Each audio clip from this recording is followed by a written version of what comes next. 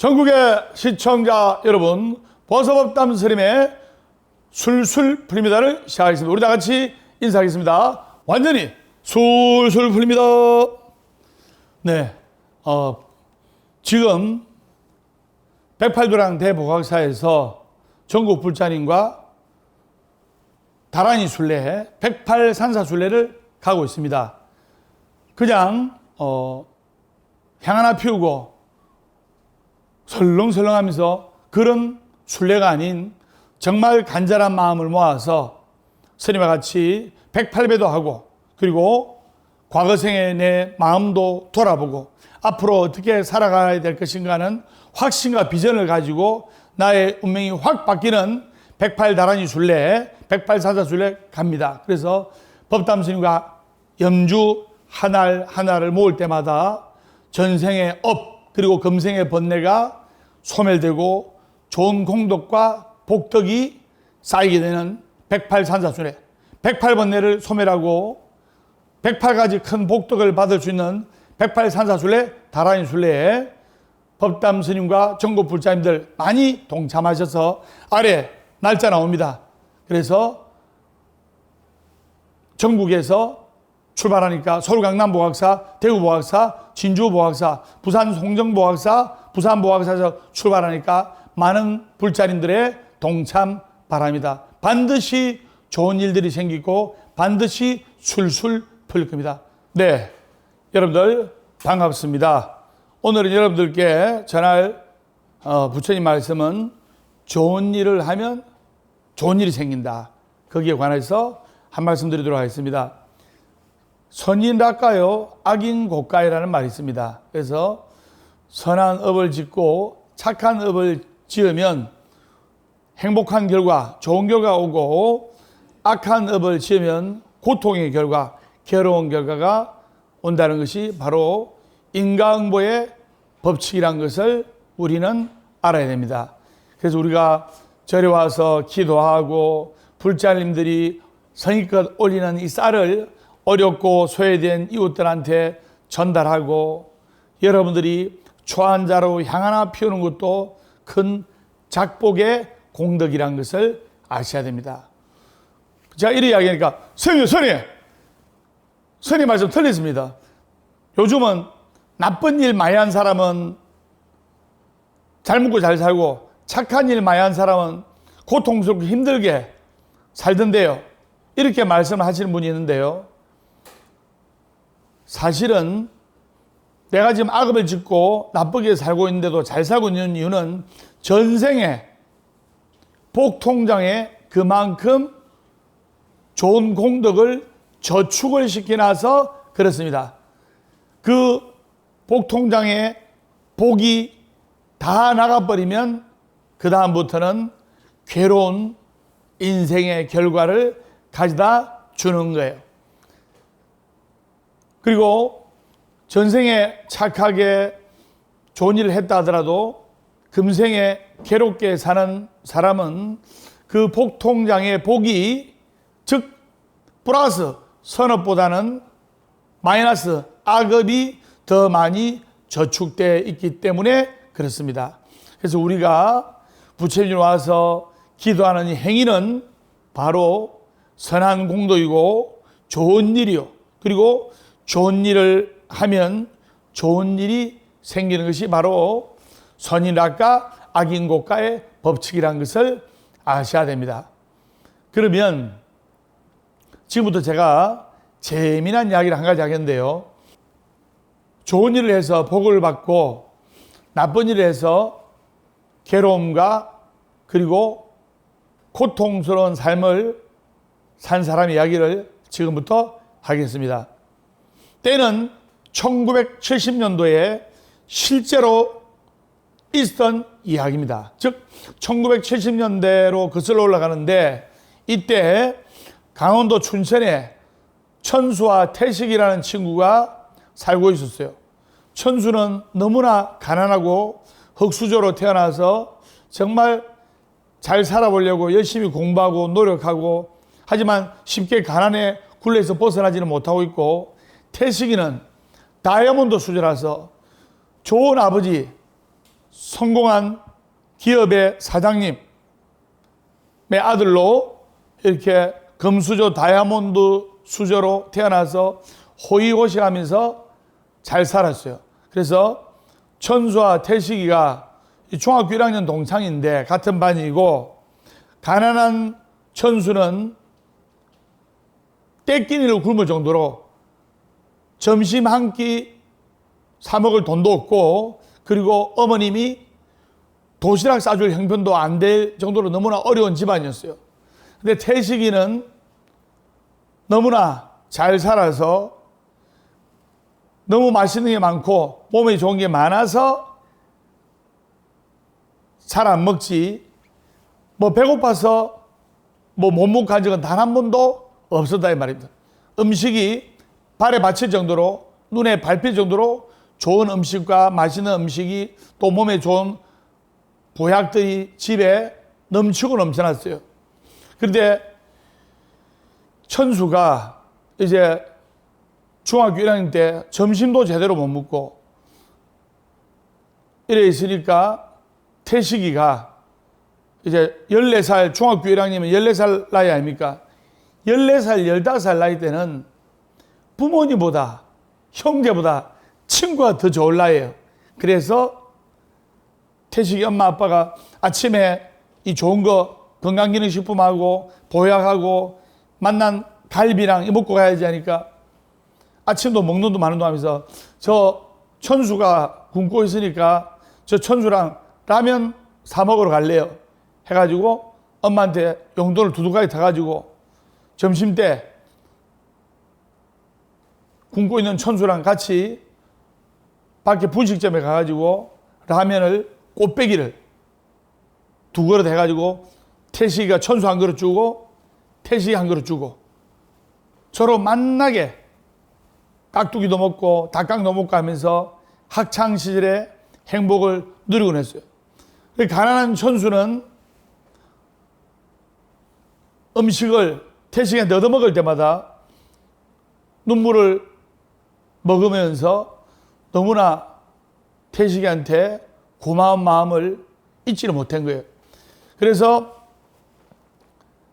매날 점심때 되면 태식이가 엄마한테 받은 용돈으로 천수야 밥 안 먹었지? 우리 라면에 밥 먹으러 가자. 1970년도 때만 해도 라면이 귀한 음식입니다. 그래서 그 14살, 15살 한창 성장기의 아이들이 라면 꽃배기에 밥 말아 먹고 하면 1970년 당시에는 너무나 행복한 음식이었고 소중한 시간이었어요. 그래서 태식이는 항상 천수의 고마움을 알게 되는데, 이제 그럴수록 태식이는 이 가난에서 탈출하기 위해서 더 열심히 공부하고 해가지고 인문계 고등학교에, 그리고 명문대학에 들어가서 대기업에 입사를 해가지고 임원이 되었어요. 그래서 중학교 1학년에 14살의 세월에서 이제 40대까지 인생이 허르게 된 거예요. 30년 넘게 인생이 허르게 된 거예요. 그래서 천수는 공부를 열심히 해서 비록 가난했지만 명문대학에 들어가서 대기업의 임원이 되어서 엄청난 성공을 거뒀고, 그리고 태식이는 집안이 몰락해가지고 또 태식이가 돈이 귀한 줄도 몰랐고, 부모님으로부터 뭐 돈 하면 막 몇십만 원, 몇백만 원, 몇천만 원도 부모님으로부터 받고 했기 때문에 사업한다 치고 날리고 뭐 한다 치고 날리고 또 레스토랑 한 데가 날리고 해가지고 몰락해가지고 태식이가 중학교 때부터 못질이나 또는 톱질 이런 걸 잘했어요. 그래서 이제 목수가 돼가지고 40대 나이에 조그만 이제 목수집을 운영하면서 하루하루 건건히 먹고 살았어요. 40대가 되어서, 즉 30년이 지난 시점에 어느 날 천수가 까만 리무진 차를 타고 태식이한테 연락해가지고 이렇게 찾아온 거예요. 그래서 30년 전에는 천수가 쥐뿔도 없이 라면 한 그릇 사 먹지 못할 형편이었는데 이제는 거꾸로 돼가지고 가난했던 천수는 대기업의 임원이 되어서 연봉도 매덕 나오고 크게 성공했고, 자기는 정말 사장 아들인 자기는 몰락해가지고 가난한 몫으로 하루하루를 근근히 살아가고 있었어요. 그러니까 태식이가 자존심도 상하고, 그리고 친구라서 반갑긴 하지만은 기분이 나쁘면서 기분이 좋은 묘한 감정이 허리된 거예요. 그리고 30년의 세월 동안 천수는 자기가 없이 성장했고, 또 정말 굶다시피 학창시절을 보냈기에 태식이의 고마운 마음을 항상 가슴에 안고 있었고, 그래서 자기가 20대 후반부터 회사에 입사한 뒤로부터 결식아동 돕기, 또 불우한 이웃들 위해서 자기 재산의 10분의 1 정도를 이렇게 결식아동, 그리고 불우 이웃, 또 외로운 독거노인들 해서 한 달에 한 30만 원 정도 이렇게 기부를 했어요. 기부를. 그렇게 기부를 하고 보시도 하고 한 지가 약 한 15년이 흘렀고, 태식이는 금수저를 물고 동기한 줄도 모르고 오로지 천수만을 잘 챙겼고, 그리고 돈을 물 수도 있었고, 그리고 어려운 사람들 위해서 돕지도 않고, 어려운 사람들이 힘들고 가난하게 사니까 왜 힘들게 살아요? 왜 가난하게 살아요? 가난하게 사는 이유를 모르고, 왜? 부유한 집안에서 태어나서 묵고 자고 하면서 학창시절을 보냈기 때문에 못 사는 사람들이 고통스럽고 가난한 이유를 모르는 거예요. 그래가지고 40대 중반의 나이에 천수가 태식이를 찾아온 거예요. 그러니까 태식이는 천수가 부럽기도 하고, 또 거꾸로 입장이 돼가지고 천수는 부자가 됐고 태식이는 가난한 목수가 됐고, 자존심 상하기도 하고 반갑기도 하고 서글프기도 하고. 그렇지만 30년 동안 알고 지낸 30년 지기 동창 천수를 만난 태식이가 이제 같이 일 마치고 저녁에 소주 한잔 하는 거예요. 그래서 태식이가 천수 보고, 가난한 목수 태식이가 천수 보고, 친구 천수야, 니 그동안 별일 없었어? 하니까 나는 네 도움으로 그 학창 시절에 밥이라도 먹을 수 있어서 네 고마운 마음을 가슴에 안고 열심히 공부를 해가지고 명문대학에 가서 지금 이 대기업에 임원이 돼서 내 성공해서, 그래서 내가 집을 하나 지으려고 하는데 내가 설계도를 갖고 왔으니까 태식아, 이 설계도로 최고급 자재로 좀 지어주라 하니까, 이제 단독주택인데 이거 얼마면 되겠노? 설계도를 딱 태식이한테 주니까 태식이가 천수가 준 설계도를 보니까 한 8억이면 될 것 같아요. 그래서 고급 자재로 단독주택을 지으려면 8억 정도면 돼. 안 비싸나 친구야. 그러니까 성공한 천수가 그래 8억 내 줄 테니까 기간은 2달이면 넉넉하겠지. 꼭 설계도대로 지어주라. 이랬어요. 그래서 8억에 계약을 하고 이제 성금 한 5억 정도를 주고 그래가지고 공사를 시작했는데, 처음에 한 보름간은 가난한 목수 태식이가 30년 중마고 동창 천수의 부탁으로 집을 지달라 해서 보름간은 정말 좋은 자재, 최고급 자재로 정성껏 지었어요. 근데 보름 정도 지나니까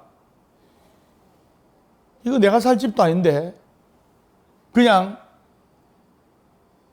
자재를 좀 많이 나가보자 해서 8억 들어가는 거를 한 7억 정도 들어가고 1억 정도 이렇게 수고비로 남기면 되는데 그래 안 하고 4억 정도 들어가고 4억을 남기려고 철근도 100가닥 넣을 거 한 30가닥만 넣고 그리고 마무리나 그 다음에 콩그루트 칠 것도 모래를 많이 넣어가지고 자갈하고 시멘트가 많이 들어가야 되는데 모래를 많이 넣고 그 다음에 또 모래 넣을 자리에 인근 폐교에 들어가가지고 나무를 이렇게 받아와가지고 자기 목수작업소 들어가가지고 목공소 들어가서 기계로 대패질해가 톱밥을 채우고 모래 채울 자리에 톱밥을 채우고 부실공사를 하게 된 거예요. 처음에는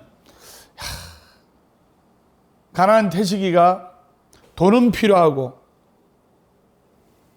친구 집은 잘 지어줘야 됐고 양심의 가책으로 괴로워했는데 한 달 정도 지나니까 이제는 친구 천수한테 미안한 마음 다 사라지고 아유 내 아이라도 언놈이 난감해도 난감할 건데 이왕이면 최대한 남겨야지 해가지고 정말 부실공사를 하게 된 거예요. 겉에 보면 멀쩡해요. 겉에 보면. 그래가지고 나중에는 전문 미장이 기술자들 전문 그 기술자들하고 그 다음에 정말 이 중요한 일을 하는 특수 기술자들이 투입돼야 될 자리도 전문가들은 일당이 한 30만 하잖아요. 스님 서울 강남 보각사에서 전기 배선하는데 25만 원 줬어요. 그래서 전문가들은 일당이 비싸니까 하루 막노동하는 제일 밑에 초짜를 써가지고 그분들은 반 정도 싸잖아요. 인건비가. 그래가지고 이제 날림 공사를 하게 된 거예요.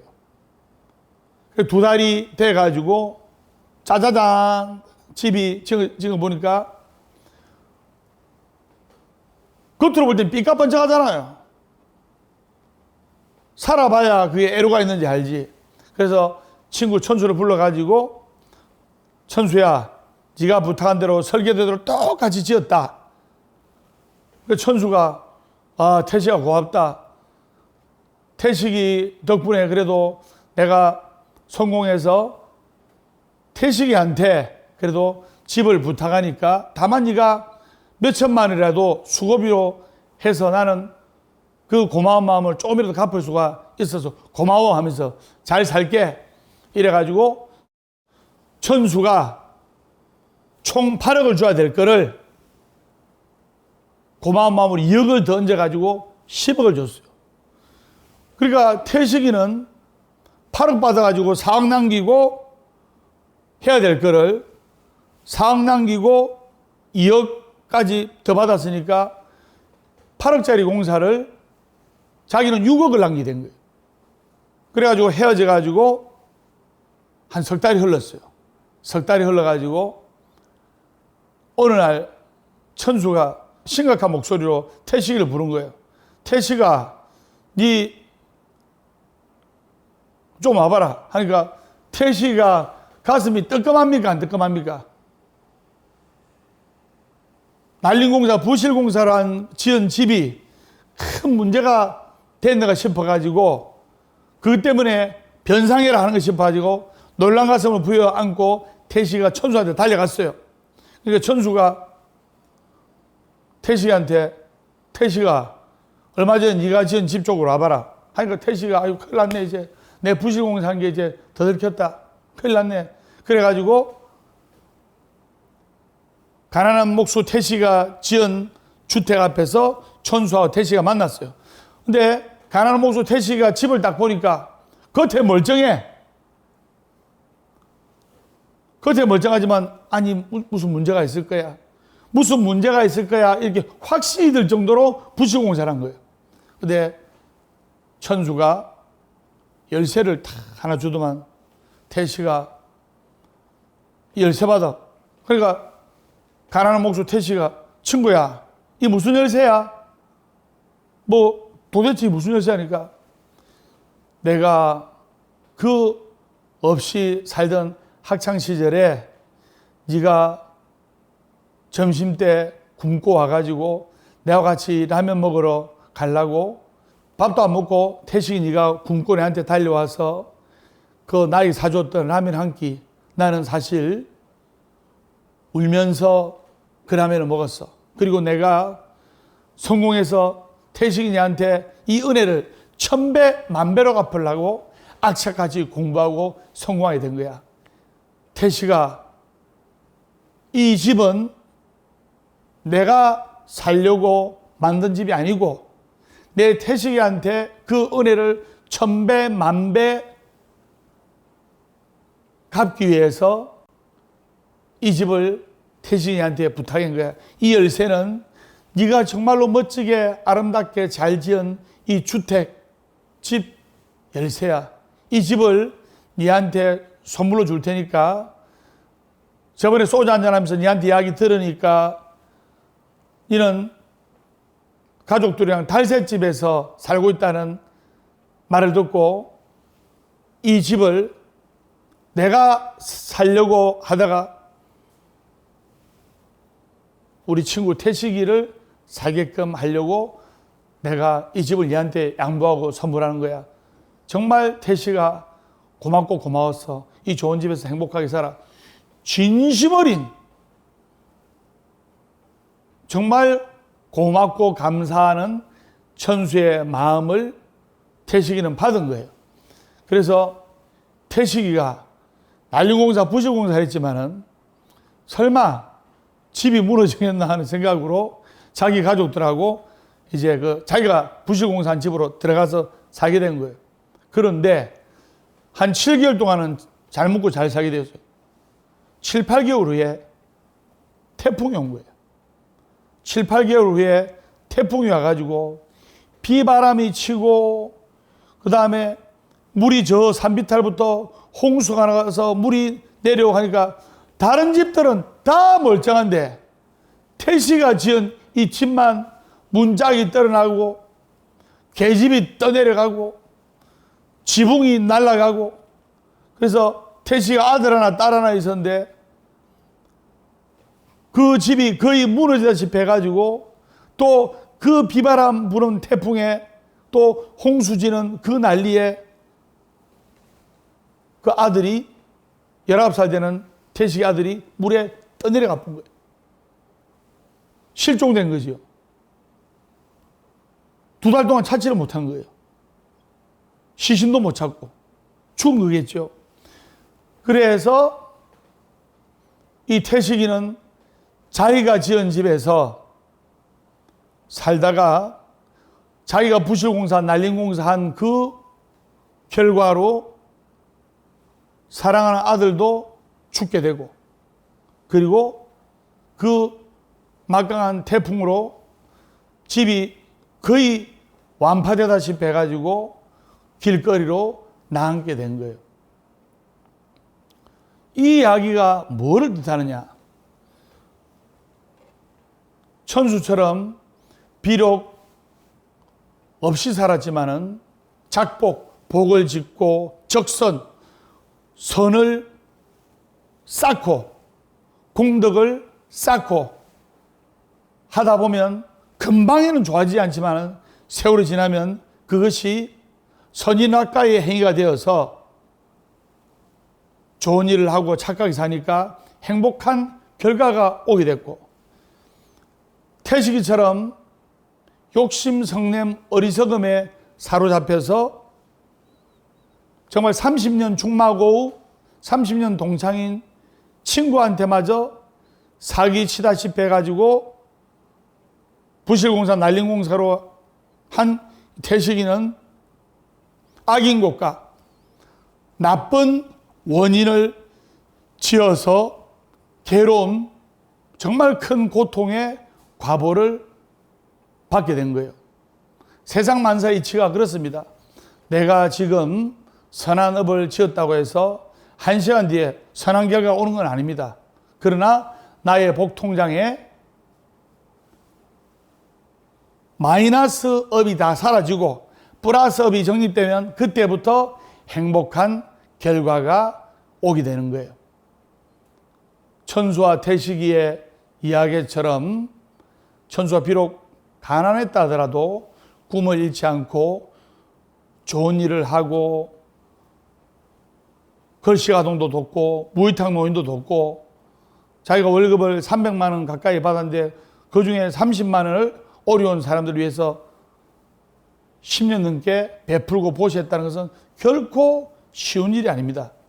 그래서 우리가 공덕을 짓고 복덕을 짓는 것은 크게 보시하고 그런 걸 떠나서 우리가 부드러운 말 한마디, 따뜻한 말 한마디, 그리고 또 진심 어린 착한 행동으로 우리는 우리의 인생이 플러스 통장에 공덕과 복덕이 다 정립이 되어서 인생의 행복한 결과를 가져올 수 있다는 것을 아셔야 됩니다. 선생님, 무슨 말인지 아시죠? 완전히 술술 풀립니다. 그래서 좋은 일을 하면 좋은 일이 생긴다. 선인일까 악인일까. 그래서 우리는 틈난 대로 부처님 말씀을 듣고 그리고 어렵고 소외된 이웃들한테 또 따뜻한 마음을 성의껏 베풀고 그리고 열심히 기도하고 하면 반드시 불보살님의 가피를 받고 또 행복한 결말을 가져온다는 확신을 가져야 됩니다. 그래서 진인사대불력이라 우리가 부처님 전에 와서 기도하는 것은 어떠한 계산을 가지고 부처님 전에 기도하면 공덕이 되지 않는 거예요. 그래서 부처님의 불력에 의지를 하고 본인으로서는 최선의 노력을 할 때 불보살의 가피를 받는 거예요. 즉 최선을 다한 후에 부처님의 뜻을 기다릴 뿐이라는 겁니다. 그래서 거기에 관한 이야기를 또 한 가지 하겠는데 기도 정성과 불사의 공덕으로 장원급제한 이야기를 한 가지 하겠습니다. 대선급제사 이야기인데 한국 사찰 사료집에 의하면 개성의 북쪽 성특에 대선급제사라는 절이 나옵니다. 그래서 조선조 21대 영조 연간에 폐사를 복원보수해서 한때 정말로 웅장한 대가람의 모습을 갖추었다고 합니다. 그런데 폐사가 이렇게 대가람으로 일어설 수 있었는가에 대한 재미난 이야기가 전해져 내려오는데 황해도 해주에 성지연이라는 총각 서생이 과거 시험을 준비하고 있었는데 공부를 집중을 하고 하려면 정말 한우물 봐야 돼요. 공부만 해야 되는데 이거하고 저거하고 요거하고 하면 공부에 집중하기 쉽지 않습니다. 이 성지연이라는 총각 서생이 과거 시험 중에 곽진사의 딸 이름이 선영이라는 아가씨인데 선영이라는 이 아가씨 18살 된 예쁜 아가씨한테 혼이 빠져가지고 공부는 뒷전이고 맨날 요새말로 하면 여자친구 만나가지고 데이트만 하는 거예요. 여자친구 만나고 놀러 다니고 그럼 공부 되겠어요? 안 되겠어요? 당연히 공부 안 되잖아요. 그래서 아버지께서 이 성지연이라는 총각 선생한테 너 이번에 한양 가서 과거 시험을 보도록 하여라. 틀림없이 너는 열심히 공부를 했기 때문에 과거에 급제할 것이다. 근데 이 성지현이라는 총각은 아버지한테 아버님, 제가 서당에 가서 공부하고 오겠습니다 해가지고 9시에 나가고 나서 저녁 6시까지 그 자기 여자친구랑 하루 종일 놀러 다니고 하다 보니까 성지현 서생의 아버지는 아들이 공부 열심히 한 줄 알고 있고 성지현이라는 총각 서생은 공부를 한 개도 안 한 거예요. 그래가지고 이제 한양 쪽으로 올라가는데 해주에서 출발해가지고 이제 사흘 뒤에 이 총각은 개성에서 하루 묵게 되었는데 묵을 장소를 찾던 중에 이 개성의 북쪽 산마루에 있는 폐사, 아무도 없는 폐사가 눈에 띄는 거예요. 하룻밤 묵어야 되겠고 법당 문을 열어보니까 부처님이 한 분이 계시는데 먼지하고 거미줄로 온 데가 뒤덮여가지고 절도 못할 정도로 폐사, 죽은 절이 되었고 공양가는 보니까 사람들이 좀 다녀갔던 흔적이 있는지라 공양가는 비교적 깨끗했어요. 그래서 성지현이가 공양가 부엌에 가서 이제 쌀을 한 줌 해가지고 이제 밥을 먹으려고 하는데 자기 여자친구는 자기가 이제 과거에 좋은 결과 얻고 와서 이 총각한테 시집이나 가려고 마음 먹고 고향에서 기다리고 있었고 이 성지연이는 밥을 해가지고 먹으려 하는데 그래도 폐사지만은 부처님이 계시잖아요. 비록 먼지 묻은 부처님이지만은 절이라도 삼배하고 먹어야겠다 싶어서 밥을 한 그릇 반 잘라가지고 반 딱 해가지고 마지밥 해가지고 부처님에 딱 올리고 삼배를 하면서 먼지 묻은 부처님한테 부처님요 내 사실 내 여자친구랑 그동안 놀러 다닌다고 공부를 이만큼도 안 했습니다. 우리 아버지는 내가 과거에 급제할 줄 알고 있는데 저는 정말로 과거에 붙을 자신이 이만큼도 없습니다. 부처님요, 이 공양 드시고 제발 과거에 붙게만 해주십시오. 부처님 정말 부탁드립니다 하면서 삼배를 부처님께 올렸어요. 그리고 나서 한양으로 올라가서 과거 시험을 봤는데 붙었을까요? 떨어졌을까요? 당연히 떨어졌잖아요. 예. 공부를 안 하는데 부처님한테 기도한다 묻습니까? 떨어지지. 그래가지고 이제 힘없이 과거에 낙방해가지고 털레털레 내려오면서 해주 고향으로 돌아가는 길에 다시 개성의 폐사에 또 하룻밤을 묵게 됐어요.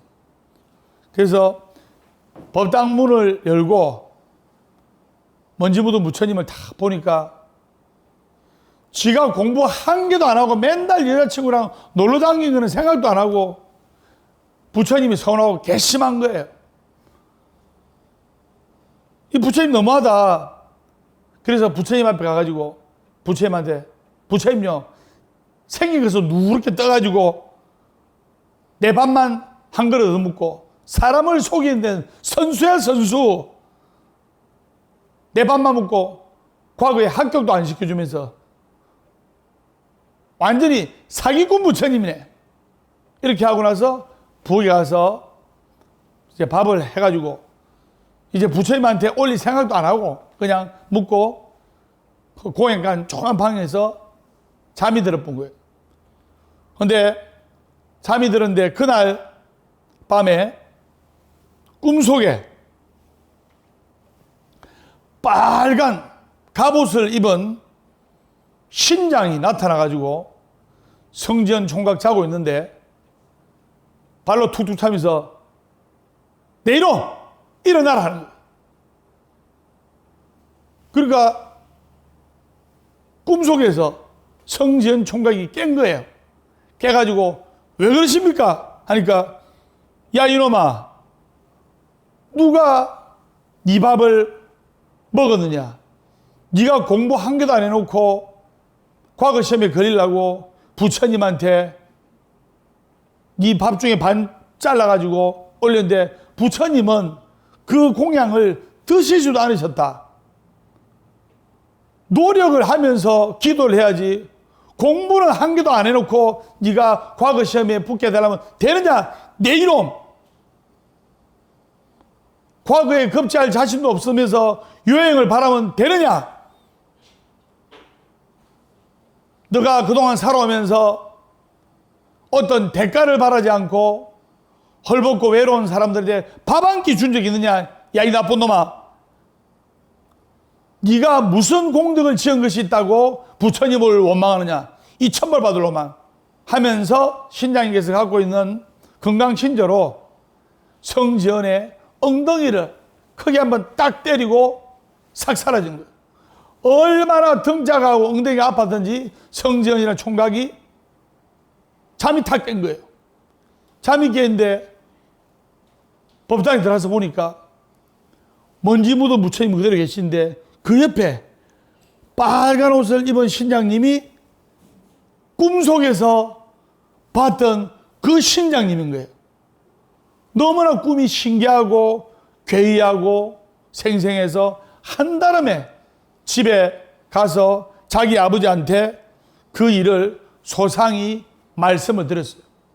그러니까 아버지가 성지연이가 그 폐가에서 일어났던 그 일들을 아버지한테 고하는 것을 아버지가 다 듣고 아버지께서 뜻밖의 말씀을 하는 거죠.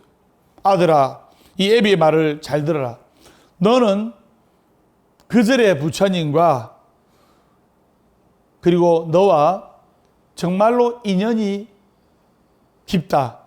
그래서 그 인연이 깊은 게 틀림없기 때문에 너는 내가 너를 장가를 보내려고 장가 미천을 몇천 냥을 그동안 애비가 모아놨는데 이 장가 미천 몇천 냥을 그 폐가를 크게 중수하고 복원하는 데 쓰도록 하여라. 그리고 기도하시는 스님을 한번 모셔서 하루도 빼먹지 말고 조속으로 예불을 하고 너는 그 절에서 과거 시험 칠 때까지 묵고 자고 하면서 스님과 같이 새벽 예불에 동참하고 사시기도에 동참하고 남는 시간에는 공부를 하도록 하여라. 이렇게 아버지가 지혜스러운 대명을 내렸어요. 그러니까 그 아들이 지 장가갈 미천 수천 냥을 가지고 그 폐가를 이제 사람을 시켜서 크게 중수를 했어요. 크게 중수를 하고 그 아들은 그때부터 스님 모셔가지고 새벽 예불, 저녁 예불, 사시기도 때 같이 기도하고 마지밥을 정성껏이 올리고 남는 시간에는 오로지 공부를 하고 해가지고 그 총각은 과거 시험에 대과의 급제를 당당히 하게 된 거예요. 그래서 이 총각이 과거 시험 대과의 급제를 한 그 이야기를 영조왕이 그 폐가를 복원해서 스님을 모셔서 성전이라는 총각이 열심히 기도하면서 공부를 해서 과거에 급제했다는 이야기를 듣고 그 영조왕이 그 절 이름 현판을 대선급제사 크게 선한 공덕을 지어서 과거에 급제한 절이라 대선급제사라는 현판을 보냈다고 하는 기록이 있습니다. 여러분들께서 이 이야기에서 감을 잡을 수 있듯이 인생의 운명을 가르는 큰 시험, 꼭 공부만 하는 시험이 아니고 나의 인생의 결판을 짓는 시험들이 많이 있습니다. 사업도 인생의 시험이라고 말할 수 있고 또 큰 장사도 인생의 시험이라 말할 수 있고 또 부모로서 내 아들 내 딸을 잘 키우는 것도 인생의 큰 숙제이자 시험이라고 할 수 있는 겁니다. 그래서 이런 인생의 판가름을 하는 중요한 일은 바로 정성스러운 기도의 힘이 필요하다는 거예요. 그래서 여러분들이 아셔야 될 게 과거 전생의 업을 통째로 바꾸는 이 불사의 공덕의 힘도 절대로 여러분들이 관가해서는 안 돼요. 내가 정립한 이 업 구조는 뭐냐? 과거 전생의 업이 50%고 또 현생의 업이 50%입니다. 그래서 현생에서 아무리 좋은 일을 하더라도 과거에 나의 복통장에 마이너스 업이 가득 차 있으면 그 마이너스 업이 소진되기 전까지는 내가 공덕을 짓다 하더라도 어느 정도 그 과보가 따르는 거예요. 그래서 나의 업 구조는 과거 전생의 업 50%, 현생의 업 50%. 그런데 현생의 업 50%는 다시 쪼개면 환경이 5%고 노력이 5%고 조상음덕이 5%고 이름, 장명이 5%고 적선, 선한 업을 쌓는 이 적선이 5%고 그리고 서원, 기도 및 내공의 힘이 25%로 되어 있는 거예요. 나의 현생의 50%인데 기도와 내공의 힘이 25%라면 얼마나 큽니까? 그래서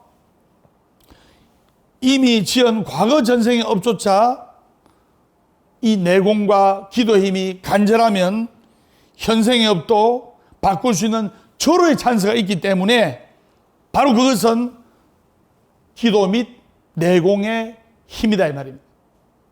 그러면 기도 또 서원 및 내공의 힘을 갖추려면 명상하고 또 여러분들이 참선과 기도를 많이 하게 되면 과거 전생의 잘못된 업도 같이 바꿀 수가 있다 이 말입니다. 지장보살 멸정업지는 온바라 많이 다닌 사바. 전생에 정해진 업도 바꿀 수 있는 진원도 있고 우리가 어떤 마음으로 기도 또 서원을 가지고 내공의 힘을 정립하느냐에 따라서 나의 인생이 확 풀릴 수가 있다는 것을 아셔야 됩니다. 그래서 내공의 힘과 원력 힘이 붙으면 이제부터는 모든 일이 밝아지고 뜻도 좋아지고 술술 풀리면서 만족스러운 삶을 살 수가 있다 이 말입니다. 신도님 여러분, 시청자 여러분, 절대 자포자기하는 마음 갖지 마시고 나태한 마음 갖지 마시고 부지런히 기도 정진하면서 능력껏 불사공덕도 짓고 그리고 기도하시면서 사시면 여러분들은 영원한 진리의 빛으로 계시는 부처님께서 우리의 정성을 절대 잊지 않는다는 것을 아셔야 됩니다. 선생님 무슨 말인지 아시겠죠? 완전히 술술 확 풀립니다. 여러분들이 마음속에 희망을 가지고 포기하지 않고 기도하면 여러분들 꿈과 희망은 이룰 수가 있는 거예요. 행복하려면 행복한 사람 옆에 있으면 되고 술술 풀리려면 술술 풀리는 법담 스님과 함께 할 때 술술 풀립니다. 법담 스님 오록이 많습니다. 그리고 우리가 간절한 마음으로 와서 기도하면 인생이 확 풀릴 수가 있다는 것을 아셔야 됩니다. 그래서 우리가 감사하는 마음을 가지고 참 다행이라는 마음을 가지고 기도를 할 때 감사하는 마음을 가지면 감사하는 상황이 발생하고 감사하는 마음을 가지면 감사하는 인생의 주인공이 되고 불평불만하는 마음을 가지면 불평불만한 상황이 발생하고 불평불만한 마음을 가지면 불평불만한 인생의 주인공이 된다는 것을 아셔야 돼요.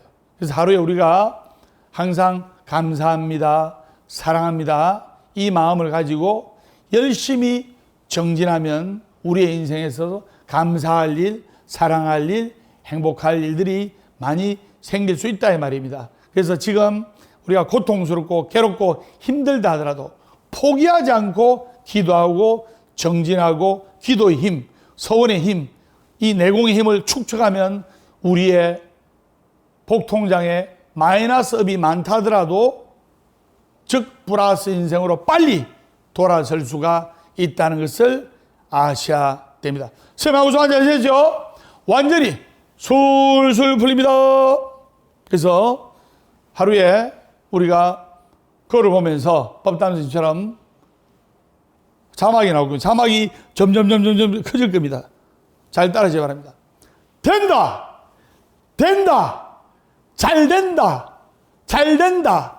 더 잘 된다. 더 잘 된다. 더더더더더 잘 된다. 반드시 더 잘 될 수가 있고 술술 풀릴 수가 있다는 것을 아셔야 됩니다.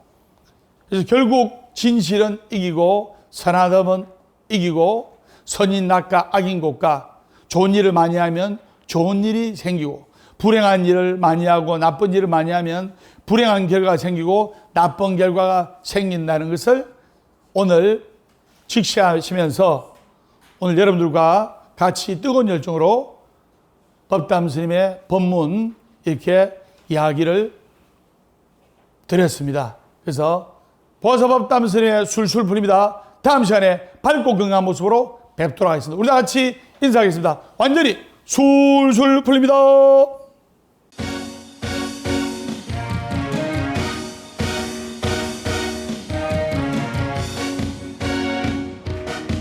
자, 손머리 올리시오. 자, 이 노래 듣고 술술 풀리시기 바랍니다. 술술 풀릴 겁니다. 술술 풀릴 겁니다. 행복하려면 행복한 사람 곁에 술술 풀리려면 법담 스님과 함께 포기하지 마세요. 희망은 있어. 우리 다 함께 술술 풀릴 거야. 같이 월요일 술술 원래 웃고 화요일 술술 화가 나도 웃고 수요일 술술 수시로 웃고 목요일은 목이 타게 웃는다. 빵빵빵빵빵빵빵 금요일 술술 금방 웃고 또 웃고 토요일 술술 호시하게 웃고 일요일은 일 없어서 웃는다. 술술